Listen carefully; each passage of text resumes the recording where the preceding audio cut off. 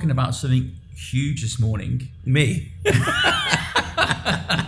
Yes, you. Yeah. What was your fragrance when you were younger? Ooh, and there was a big debate, wasn't there? Massive debate. I mean, I put it on my Instagram, didn't I? And Yeah. people were coming up with dupe and other things. I had two really. Is baby blue jeans Versace. Yeah. That was massive for me. And I used to like this one that no one really knew about. It was Lacoste orange, and it smelled like an orange peel.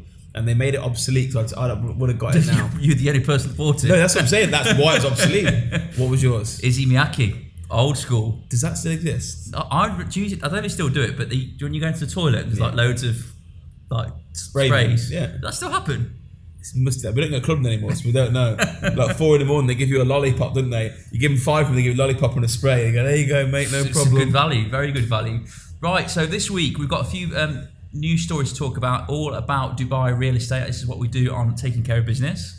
So first thing we'll talk about this week is the W Hotel, or the W in downtown, developed by Dal Al Arkan. Yes. Keep moving, don't I? Yeah, you're rocking. Arkan, well, first of all, congratulations. I believe you are an investor in this project now. Like Yes, you are in most people. I get to hear from Cardiff, like, oh yeah, I just bought one of them. I'm like, oh, have you now? Like, tell me about, are you going to say to me, tell me about W, but you bought there. So what is W? Why have you bought there? And why should people buy in the W? Dal Al Arkan are probably one of the biggest private developers in the Middle East, specifically in Saudi. Yep. First development in downtown Dubai and in Dubai.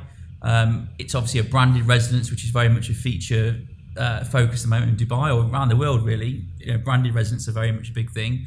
For me, why I bought there was downtown in general. I think it's a fantastic development. I like the look of the development. It's the W. The valleys are pretty good, and I think the rental yield to be good in years to come also. I agree. You did say to me you went to Barcelona W and you wasn't impressed with it, but was that to do with your age, or was that because you went to the wet deck, you said, in Barcelona, and you didn't really enjoy it? So No, you bought in the W, so I need to understand what's great. happened. However, I had 2 children in the Yes. W, and there's clubs going off, and it's like not really. When was the last time you went to a club? It's got to be. It's got to be 5 straight. It's got to be a couple of years. A couple? I've not seen you in a club in, it's got to be 5 years. Can you not like count a pool party as like a club? No, I'm about a club, like hundreds of people dancing, discotheque. It's been a while, let me tell you. The hangover with children the next morning is not worth it. But now you've got the W in downtown, so you can I get can your, go there. show me how you dance. Relive my youth. 2 fingers. Cool, man. So W Hotel launched Dal Al Arkan. It's going to be a great development. We've had a lot of success there already. I think we've pretty much sold a couple of floors. We were given some units to sell, tested by the developers, and they said go and get them sold. And obviously our developer off-plan team, which big shout out to them. I think they've sold a property every day for the last 30 days. And I think they've got so much more going. I think we've got a team of 20 off-plan agents now working there. And we get a lot of people who come to us. So we're getting a lot of demand now and a lot of people wanting to work for small developer sales. And that was really put the acid test with the W to go and sell that project. So that was really good. We talked about branded projects before. And if you look at the branded projects, the SLS, the W, the SLS we'll come on to in a minute, we talked about last week. The Sixth Sense, we talked about the Atlantis, the Dorchester. These projects, they're super high net worth individuals. Not the W in the nice possible way. The W is for high net worth. You super high net worth is your Dorchesters, etc. And there's own levels to it. The W is of this high end standard hotel apartments. The SLS is of the same standard. Now the SLS, we're going to jump onto that quickly. That was a launch that happened a few months ago. I've seen the first ever, and it's for anyone watching this, question marks asked, fractional ownership title deed. So that basically means that you own a part of a title deed, a part of a title deed. So for example, SLS are allowing people to buy a percentage, whether it's 25%, 50% or 75% of one of their properties. And what's really good about the development in particular is they are guaranteeing you a return on investment of 7%, and it would also guarantee to buy the property back in 10 years at the purchase price you had. So you're receiving up to 7%, and if you want to buy back 5% return on your money. So for me, in terms of getting into the marketplace, I think you can get in at a studio apartment at 270,000 dirhams, and it works its way up to circa 1.2 million. So anyone that's looking to get into the marketplace, this is a really, really good option. So I was pulling up the title then to see what it says, because a lot of people said, can it be done in Dubai? And I was questioning it really because it was being done. So the title, I've got it on my phone here looking at it. It's an affidavit of share in common real estate, and it breaks down the square footage that you own in the unit, what floor it's on, the basic information. So it breaks down the percentage of the ownership. So it's What's really, really key good. on there in the title deed is if you own 25% of the unit, you don't actually see who the other owners are on the title deed. So everything is specific to you, obviously your own personal details. So if you own 25%, you'll get your return on your investment of 5 or 7%, whichever option you decide to choose. But you'll never know who the other owners are. So if we look at the SLS as an example, and the reason it was such a success for us is, if you want to buy a 1-bed apartment SLS, I think, or 2-bed, sorry. You get a studio starting at 250 share. No, sorry, share. I'm normal. It's 2.5 million for a 2-bed, is that right? It's a bit cheaper than that. Okay, fine. So is it, if I'm not mistaken, the opening price to own a share in an apartment is 438,000 dirhams? It's about 270-ish. For a studio. Okay, yeah. fine. The 2-beds I was talking about. So you can have a share in that for $500,000 of 200,000. So really, if you're an investor and you want to get into the market where the market's going up, 200,000 you can get in. Correct. In the SLS. Yes. And have, most importantly, a guaranteed return on investment. Nothing's guaranteed in life. They're guaranteed a return on investment, and they're guaranteed to buy it back in 10 years. So if you've got let's call it 250,000 dirhams, they're guaranteeing 7%?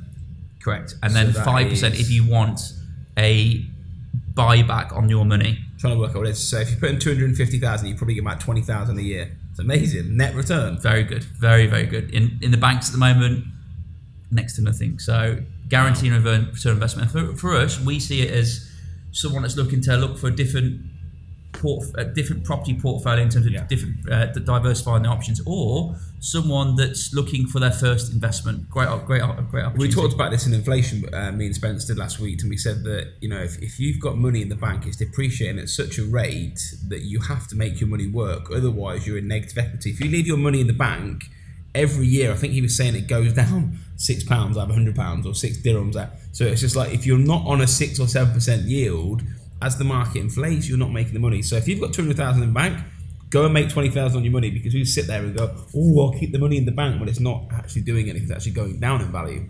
So really, really good option, something we should look out for. And you can speak to our off-plan team. There are still some units left to get into. Yeah. So next thing on our list of news for Dubai was the main category for educating people on the market, what's going on in Dubai. There's a massive announcement I think it was last month it was brought, but I just read it in the news today, and I just wanted, there's a bit more information given. I'm just going to read it out to you. Dubai has listed DEWA on the stock exchange, Dubai Water and Electricity. They have offered 6.5% of the utility company of share capital, and they want to have 3 trillion in the stock market by the end of 2022. Now, the stock market for me in Dubai has been a pretty much stop-start, because they've had quite a few big companies delist due to the financial crisis, in addition to a real lack of confidence. So what do you make of a government entity listing their assets on there? Do you think it's a good thing? Really good thing. I think hopefully it will encourage more people to follow suit, because the government are prepared to put one of their entities on there.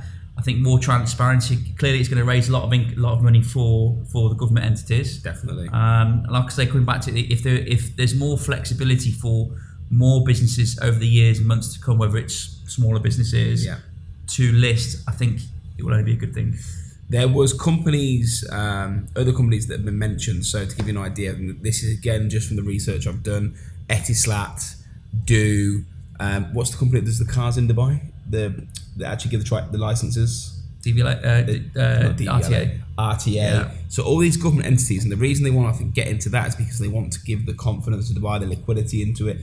I mean, probably we're at the size realistically where we could list. Yes. And I think if you're at our size and you're looking at comparative companies in the UK, and we're not at that size yet, but your Foxtons and your other large companies, Purple Bricks, they're the market leading estate agents, and they went down that route. Now, for us at the moment, you never say never, we're not looking to list, but most companies at this size don't even have an option. There's not an AIM equivalent market for Correct. us over here, and I think that's the big thing. If in the next couple of years, if they can bring in a marketplace where it allows people to either generate more funds for their business or exit, the better. And I think all the little things they're putting into place at the moment, I think that's going to be more and more possible with 100% ownership, which we talked about. I mean, we spoke to the stock market about 6 years ago, if I remember correctly, and this is just relevant information for anyone interested. And when we went there, they openly said to us, "You're nowhere near the size that we needed to be." And we were like, "Wow, okay." Now, fortunately, we've grown to the point where we're way surpassed what they wanted before. But there must be so many companies that think, "How do I raise more money? How do I grow a business? How do I look at reversing it into the stock exchange?" And unless you are a 6, 7, 8, 9-figure business, 10-figure business, you don't have a chance of getting the stock exchange. So in dollars as well. That's in the key dollars, thing. yeah, of course, That's the key thing. But I do think that's coming. I think in the next couple of years, I think you'll see more options for SMEs, medium-sized businesses upwards. Well, I think there is an issue in SMEs at the moment where, again, this is a conversation for another point, but, trying to get a credit card for this company, any of our businesses, mind-blowing. And you show them our turnover, our profits, everything that they know how much money we've got in the bank, and they go, "Oh, we're not sure on that." And we've banked with the same bank for 14, 15 years. Got to the point where we said we're going to close the bank if you don't give us a credit card because we need it for operational purposes for our new businesses. In the end, they come good, but I was sitting there thinking, wow, it's not about the money. Let's say, for instance, we had drivers out, so we talk about the maintenance business, which we're specifically for, and we'll just go into a bit of detail to understand how SMEs struggle. So we need a credit card for our bank. They wouldn't give it us for, we're talking 4 months, really, 5 months, wasn't it? And we were sending paperwork back and forth. And what we're having to do is to buy parts for our maintenance company, we're having to get cash.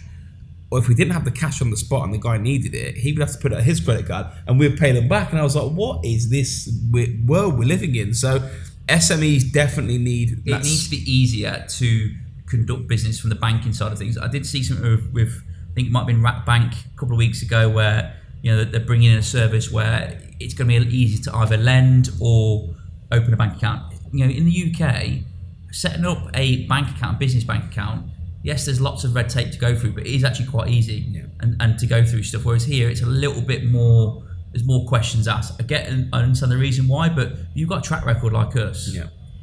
Come on. I get it, but again, that's why I've always said banking here is a little bit behind the European American markets. It's interesting to see that there's an emergence of digital banks or people attempting to open digital banks. There's one in Abu Dhabi I read about the other day. Obviously, you've got Liv with Emirates MBD. Interesting though. So Liv, and this is for anyone else that's watching this. So Liv, and again, I'm going to test a third party because I've said if you're watching this might not be correct, but I'm going to take a guess. So my cousin has just opened a Liv bank account and she's rented a property through us.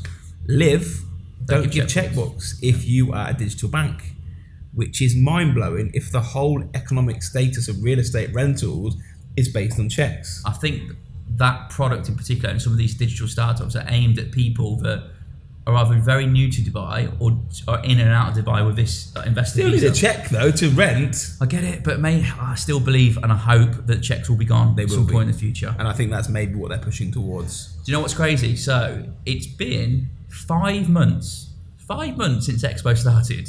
Wow. And it was the first time last week I went. It's quite bad, isn't it? Okay, so give me you're a father of 2 and 2 dogs. Yes. And a husband as well. I'm a husband. I've got a husband. Yes. No, you've got a husband on the side. My question to you is, you've been there. Yeah. Honest feedback for anyone that's watching that hasn't been. I think it's very well organised. Yeah. I think what they've done in there is, quite frankly, really beautiful. I think there's lots to do there. Yeah. You need to be prepared to walk because it's so big. It's massive, isn't it? And I think if they turn it into residential, commercial or shopping outlet, I think that'd be incredible. And I think people will still want to go beyond Expo. My perspective on it, we talked about this off camera before, is I'm going to be brutally honest, I don't really have an interest in the history of other countries, and that's really naive of me, or the future of how that's going to look. I'd rather go on techradar.com or something like that and figure out what new technology is coming out. So I never went there for that purpose. I went there for the purpose of taking my kids for a walk, going outside. Now what I come to see is that there was amazing restaurants there and nightlife. And what's actually transitioned is a few of my friends, in fact the managing director of the business, went on a bar crawl, and he literally went to for dinner and then drinks on different resorts. So there's the McGettigans, I think, is there, and they've got the Australian place, and they've got the French place. So you can go for dinner and you can go for drinks and walk all the way across. And that street life is effectively what's going to convert into the residential area that people live in there. Hopefully it will become a destination, and they convert it into some, that walking around and being able to go into different places. Not really often you have that in Dubai. So one place that does have it, City Walk Dubai. City Walk, have you been there or not? City Walk's amazing. City Walk for me is the closest you can get to in Dubai for London. You walk through the streets and everyone's sitting. LA. Yeah. Where you're sitting down, you're having dinner. There's a couple of restaurants that actually serve drinks outside, which how that is not allowed at the moment still blows my mind, but that's another conversation. And you just sit there and there's that street vibe of people, the people watching that you do. Yeah. That's what I do in London. I'm terrible. I sit there and I just judge everybody that walks past. Look at him, look at her. I'm terrible at it. But that's where I think Expo will go, that when it hands over and completes in 3 weeks, it completes. A couple of weeks, finishes 15 days. I think that's going to be an exciting project if they can keep the street life, because this is going to be the only issue that I'll say is you see how hard it is for retail to stay open. Yeah. And it needs to be supported by the residents that are there, which is why City Walks work so well. So the residents that are living in that development need to make sure they're supporting it. And be affordable. We are speculating now, so I don't genuinely know what's going to happen with it beyond Expo, but I think it would be a good idea to imagine we just say it and just knock it down and we're like, the people are going to live there. It ties in quite well though, just talking about Expo, because we talked off camera a moment ago about... We talk a lot off camera. We do, yeah. We sit next to each other, by the way, literally like this. I'm like, you're right, how you doing? But you have some friends who are in contact with you, just reached out to say, look, our contracts are coming to the end with Expo. Yep. Really love Dubai, not been here before Expo. Can you help us find a job really in Dubai and in different fields? Do you think that's going to be a common theme across the board? 100%. I think that the knock-on effect for Expo is going to be much of a bigger dent into the economy than what people are seeing people living there. So at the moment... In a positive way? Yeah, 100%. So the people that are in Expo at the moment are probably in hotels within the Expo or somewhere close to the Expo. They're probably half attempting to live here but knowing they've got to work a little bit far away from where it is. I think that what will happen now, contracts will end, and exactly what's happening at the moment, my friends are saying they want to stay and live in Dubai. Can you find them jobs? We sent them to our recruitment company. So I went and see Cameron, head of recruitment. He said to me, Lewis, you don't know how many CVs and requests we've had to get permanent employment in Dubai. So when that happens, obviously there becomes more residents equals more rented properties, which creates a demand because there's not a lot of properties vacant, which pumps the prices up. Then people become the future buyers. So the economic effect is not what's happening at Expo, it's what we're going to see very, very soon. Definitely. It's all good news. I think Expo has allowed people to fall in love with Dubai. There is some negative news, and I think we share the negative news. Negative to homeowners, negative to potential purchasers, but it's obviously definitely was going to come is the interest rate rises in the banks. I don't think we can spin it as positive in any way, shape or form. It's been coming. There will probably be more this year. Definitely. Certain banks have increased their interest rates based on their variable rate. So what we're encouraging at the moment is perhaps look at fixed products. Talk to me, give me the dumb version of variable rates. Okay. So variable rates is based on the base rate in Dubai. So it can be tracked based on the performance of interest rates. It can go up, it can go down over the course of the year. So it's linked to the rates. Whereas a fixed rate, obviously you're fixing your rate for a period of time, 3-5 years. So you know exactly what you're going to pay. We have seen a number of banks the last couple of months increase their rates by 0.25%, 3/4 Are you fixed or variable? It's terrible, I don't even know. I know. I'm sure I'm fixed because you pay more for a fixed, correct, than you do variable. But yeah, I knew you wouldn't know that. Do you know what it is? It's because your first couple of years you're fixed, and then so I think I'm in a variable. I don't know, but anyway. The only reason I say that, and it's because a lot of people that have said, "Oh my God, interest rates are going up. This is a disaster." Blah blah blah. I'm like, it really isn't a disaster. It doesn't matter if you're fixed or variable. The cost of a 1 million dirham mortgage at the current interest rate of 0.25 increased to 0.3%. Guess how much it is? I know how much it is. It's 160 dirhams roughly, based on a 0.25% increase. You could have went, oh, how much, Lewis? How much? I'm like, 160 dirhams. You could have made it more fun than that.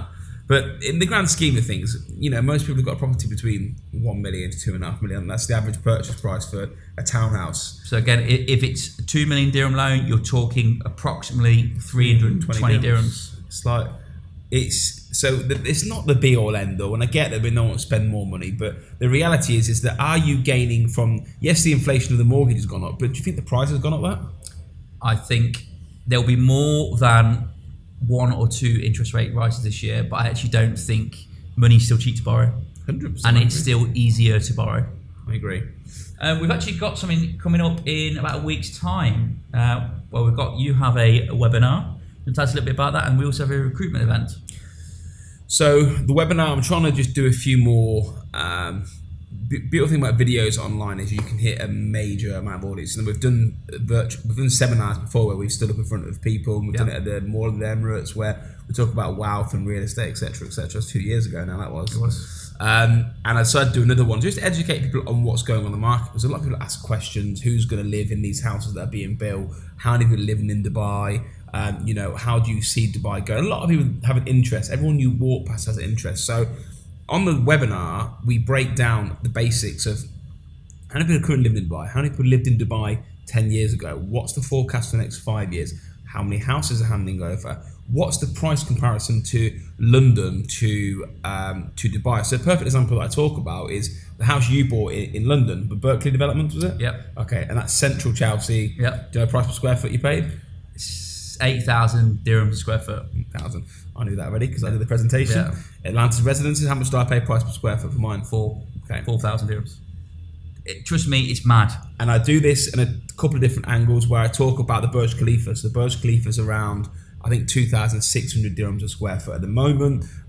Ready property, my place in London that I've got is nearly 8,000, 9,000 dirhams a square foot. And it's not it's not like this the world-class development. It's nice. It's old court. Good location. So I go through this and explain why people are buying here, what the population is. So anyone that's interested, DM us and we will send you the link for the actual seminar webinar so you can watch that and get an understanding for Dubai. That's for real estate agents that don't work for Allsopp, but also owners, sellers, tenants, whoever. It's welcome to everybody. If you're investing, you work in real estate for 45 minutes an hour of your time, you're going to know more than you did before. Definitely. Lastly, we're recruiting. We've got a new office to fill 250 spaces. Our business is growing.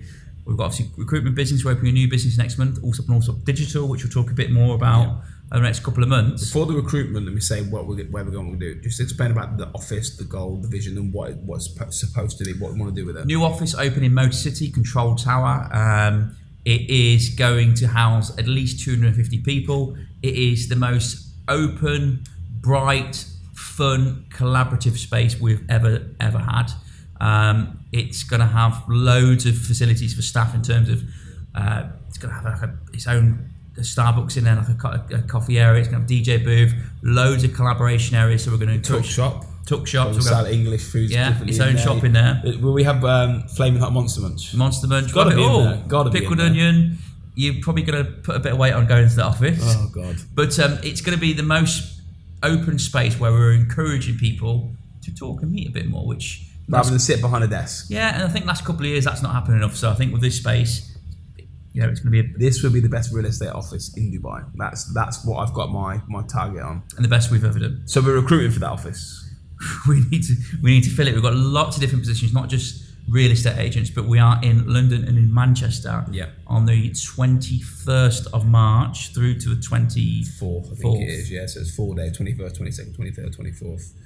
So 4 days, 2 different sessions. Reach out to our head of recruitment, Cameron Hutchinson, Cameron at allsoppandallsopp.com, and go meet him, have a chat to him, see what it's all about. Or DM us and we'll reach out to you. Exactly. I think that's about us for this week. Anything more from you? Final thing really is just a very quick one on the new virtual assets laws that have kicked in. So anyone interested in crypto, Sheikh Mohammed announced a new decree for a new law that's come into place. We don't need to go into too much detail on it, but I think it's the real first official law to regulate any crypto that's being launched, because crypto is easy to launch. Me and you could launch the Allsopp coin tomorrow and we could sell it to people and we could have 1 billion coins. and then no one really knows what happens with the coin afterwards. So there's a whole regulation now behind what's backing the coin, who's got the coin, how much liquidity is in the coin.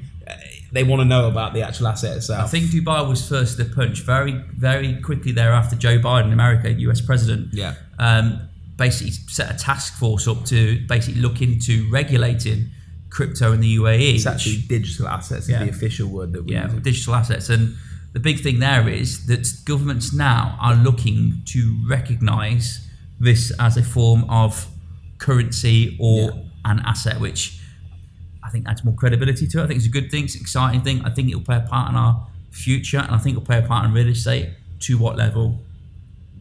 It's a question that no one can answer. It's all about the pickup, isn't it? How easy, I mean, at the moment, and we've talked about before, the metaverse and everything else, I don't want to go too much detail of it, how easy it is to pick up, because like I said, when I've bought, try and get your average consumer, that is not me, and I'm quite tech savvy, to open a Trust wallet, to then link it to your OpenSea and download it. It's not as easy. We are going through a generational thing at the moment with crypto, with everything else, where our younger brother, who's 22, 23, this is very normal. Whereas if you talk about someone in their 40s, 50s, 60s... You. Not quite, it's difficult for them. So I told you this already. I sold my Ethereum, $2,000 to link to my Trust wallet. The Wolf one, what's it called? Wolf? It's like a MetaMask Fox thing, Sold it. MetaMask doesn't even hold Ethereum. So that 2,000 is currently in a cloud somewhere that the cloud's laughing at me. You probably sent it to the wrong wallet or something. No, they don't hold Ethereum. Not Ethereum. What did I sell? It was another one. It wasn't Ethereum. It was a different. It was. I can't remember what it was. But anyway, short. I've lost $2,000. The amount of money that's in the cloud somewhere that people have lost. Find me that cloud, and I will go walk to that cloud. Well, very informative chat today. Lots going on in Dubai. Lots going on in the business world. See you next week. See you soon.